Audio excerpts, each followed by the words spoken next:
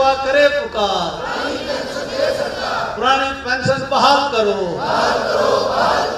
NPS रद्द करो। ये सरकार हाय हाय हाय हाय जोर से बोलो हाय हाय।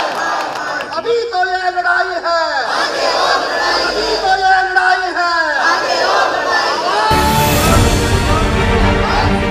ये किस कुर्बानी की बात उठी है? हक हकूक के वास्ते मर मिटने की जिद क्यों है? फिर इंकलाब के नारों से दिल्ली क्यों गूंज रही है?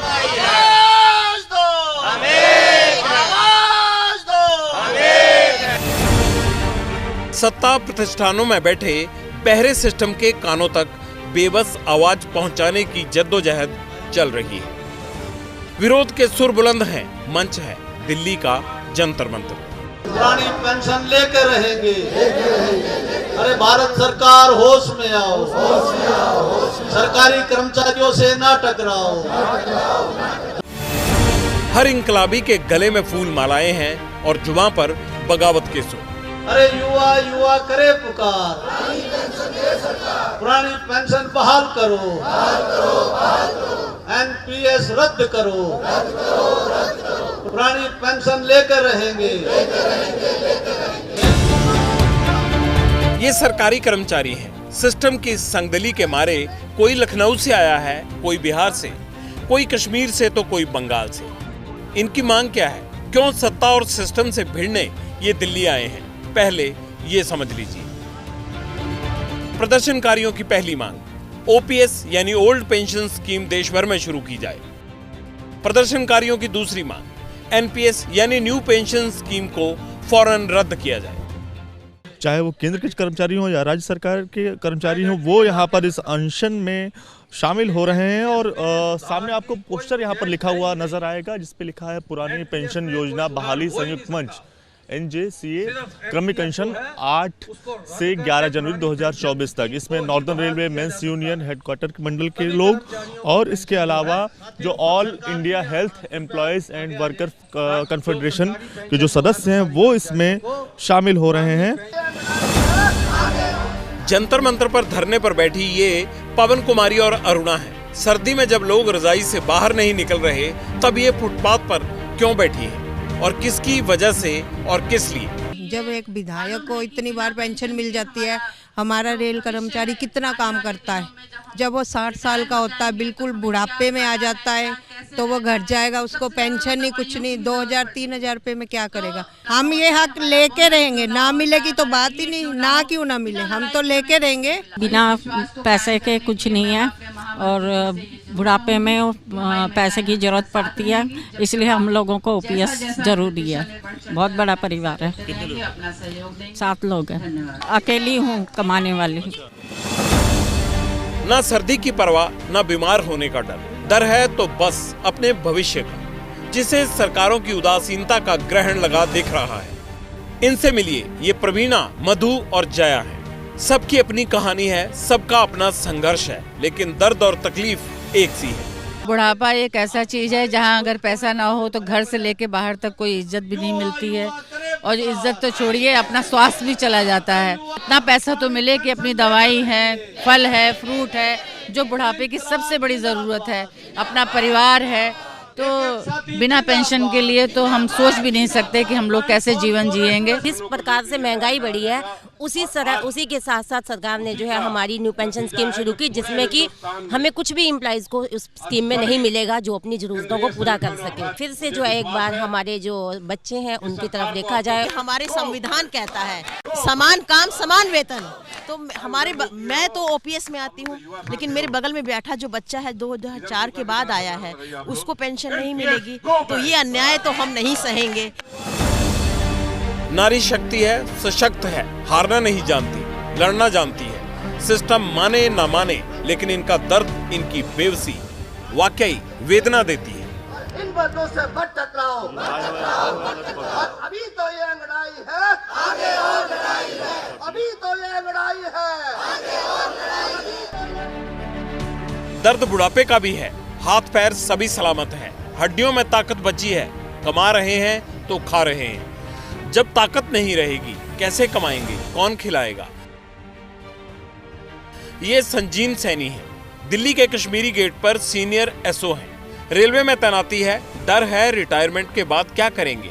अगर नई पेंशन स्कीम के तहत पैसा मिला तब तो भूखे मरना तय है। सैनी साहब साथी की अबीती का किस्सा सुना रहे हैं, जरा आप भी सुनिए। एक बलवीर सिंह रिटायर हुआ है, मास्टर क्राफ्ट्समैन है ना, वो 4600 के 4200 ग्रेड पे का कर्मचारी है और मेरे हिसाब से उसकी पे भी जो है ना 60-70 हज़ार के आसपास होगी। उसको 3200 कुछ रुपये पेंशन लगी है। ये 31/12 को रिटायर हुआ, 23 को। तो लोगों को जो अपना बुढ़ापा है वो गर्क में नजर आ रहा है उनको। कौन गारंटी देगा? कोई है जो कहे घबराना नहीं, डरना नहीं, हम बैठे हैं, हम साथ हैं। कुछ नहीं तो दिलासा ही दे दीजिए। इतिहास गवाह है, दिलासे की राजनीति तो दशकों दशक चलती है। बाकी सरकारी नौकरों में गुस्सा क्यों है, लखनऊ के उपेंद्र और दिल्ली के मिश्रा जी बखूबी समझा देंगे। कुछ ना कुछ इस बार जो है जरूर निर्णय सरकार को लेना पड़ेगा, क्योंकि बिल्कुल हम लोग आखिरी पड़ाव तक ये लड़ाई लड़ते आ रहे हैं। सरकार ने अभी ट्रक ड्राइवर वगैरह जो हुए थे उनकी लाई थी, उनको आप 2 दिन में उनका आप अपने उसको पलट देते हो, लेकिन हम लोग जो इतने साल से लड़ते चले आ रहे हैं, सरकार को मैं आगाह भी करना चाहता हूँ, क्योंकि मैं 2014 में बीजेपी का कट्टर समर्थक था। जब से ये बीजेपी सरकार आई है, हमारी तमाम जो हमारी सुविधाएं होती थी उनको एक एक करके वो खींचती जा रही है। बहुत दिन नहीं बीते, बात 10 अगस्त की है। रामलीला मैदान से लेकर जंतर मंतर तक आंदोलन हुआ था। ओपीएस पर केंद्र सरकार ने कमेटी बनाई, मोदी जी से भरोसा भी मिला। 4 महीने गुजर गए, कोई सुध लेने नहीं आया, इसीलिए आंदोलन की राह पकड़ ली। इस भर में ये पुरानी पेंशन स्कीम के तहत जो लोग रिटायर हो रहे हैं उनको किसी को 500 रुपये पेंशन मिल रही है, किसी को 1000 रुपये पेंशन मिल रही है, किसी को 2000 रुपये पेंशन मिल रही है। तो लोगों के अंदर बहुत आक्रोश है। इसका असर जो है वो कहीं न कहीं पर जो है वो चुनावों पर भी पड़ता है। सरकार शांति से बात को मान लेती है, बात कर लेती है तो बहुत अच्छी बात है। अगर नहीं मानेगी तो हमें मजबूरी में जो है वो इसके लिए संपूर्ण हड़ताल पर भी जाने का निर्णय लेना पड़ेगा। दिसंबर 2003 की बात है। देश में अटल बिहारी वाजपेयी सरकार सत्ता में थी। तब पुरानी पेंशन स्कीम को खत्म कर नई पेंशन स्कीम लागू की गई, जो 1 अप्रैल 2004 से देश भर में लागू है। ये कुसुम है, सिंगल मदर है। 2004 के बाद ज्वाइनिंग है, ओपीएस नहीं मिली तो जिंदगी कितनी बोझिल हो जाएगी। मेरे 2 बच्चे हैं, मेरे को बहुत मुश्किलें होती हैं। मैं अपना पैसा छोड़ के, जो ग्रेजुएटी में हमें मिलता है पैसा, मैं वो छोड़ के, अपना पैसा छोड़ के तो जाके मैं कुछ पैसा ले रही हूँ, वरना मेरे पास कोई पेंशन नहीं। आज मेरे पास पेंशन होती तो शायद एक और ज़्यादा मेरे को अपने बच्चों को पालने में, सिंगल मदर हूँ तो शायद मेरे को ज़्यादा अपने बच्चों को पालने में हेल्प होती। कुसुम ही क्यों, इनसे मिलिए। ये उमेश और पूजा हैं। ये सोचकर परेशान है कि सरकारी नौकरी करने के बाद भी बुढ़ापे में भूखा मरने की नौबत आ सकती है, इसलिए सिस्टम को जगाने आई है। 30 से 35 साल की उम्र में तो बच्चे ही होते हैं, तो वो 60 साल की उम्र तक वो उनकी शायद पढ़ाई कंप्लीट नहीं हो पाएगी और ना उनका शादी ब्याह हो पाएगा। तो जब तक हम लोग रिटायर होंगे तो हमारे बच्चे स्टैंड नहीं हो पाएंगे।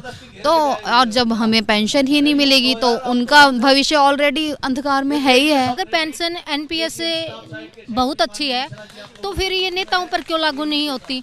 क्योंकि नेता लोग भी तो बड़े ये 3-3, 4-4 पेंशन जो लेते हैं, या तो फिर इतनी अच्छी है तो उनको भी लागू करें।